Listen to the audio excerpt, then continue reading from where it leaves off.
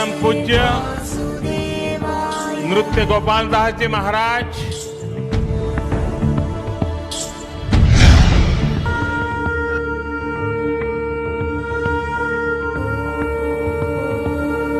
सारी दुनिया में आसाराम बापू का नाम था और आज भी है।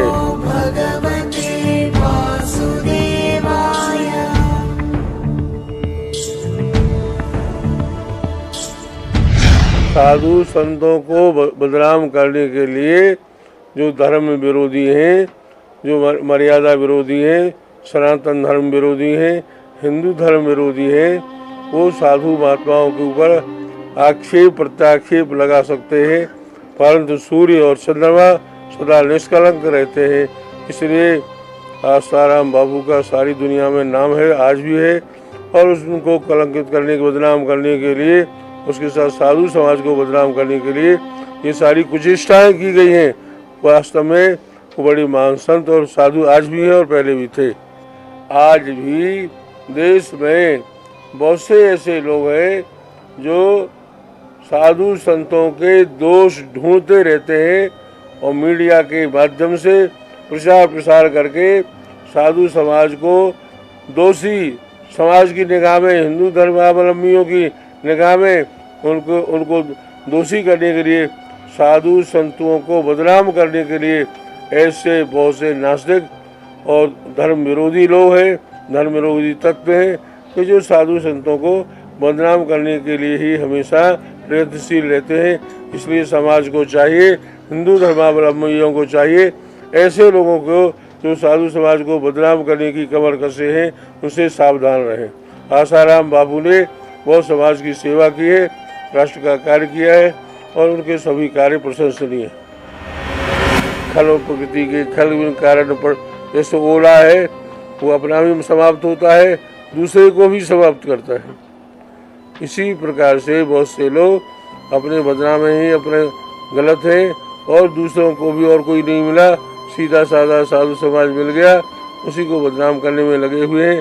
पर जो प्रबुद्ध समाज है वो साधु समाज की महत्ता समझता है और आगे भी समझता रहेगा। 14 अनुच्छेद के अंतर्गत सबके लिए संविधान बराबर है, तो फिर वही मौलाना, वही पादरी, वही भारत के संत। गलत है। संविधान सबके लिए अलग अलग है।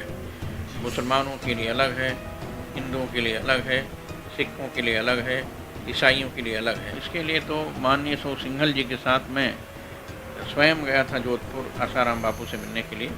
लेकिन धर्मांतरण के संबंध में आसाराम बापू ने वनांचलों में बहुत काम किया।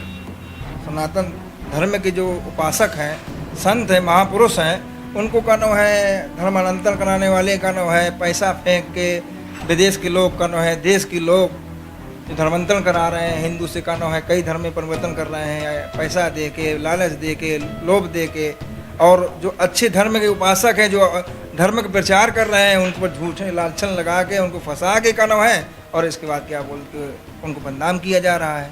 ऐसे हमारे श्री पूज्य श्री आसाराम जी बापू जी हैं, झूठा लड़की का आरोप लगा के उनको का नाम जेल के अंदर डाला गया, झूठा केस दर्ज करके का नाम डाला गया।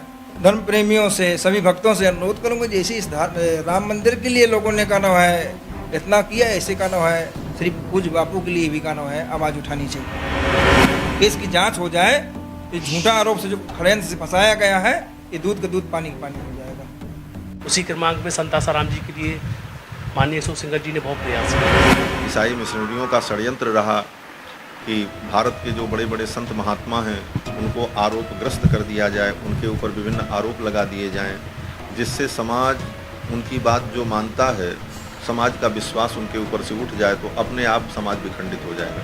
पूरे सनातन धर्म को संगठित रखने में संत महात्माओं का बहुत बड़ा योगदान है।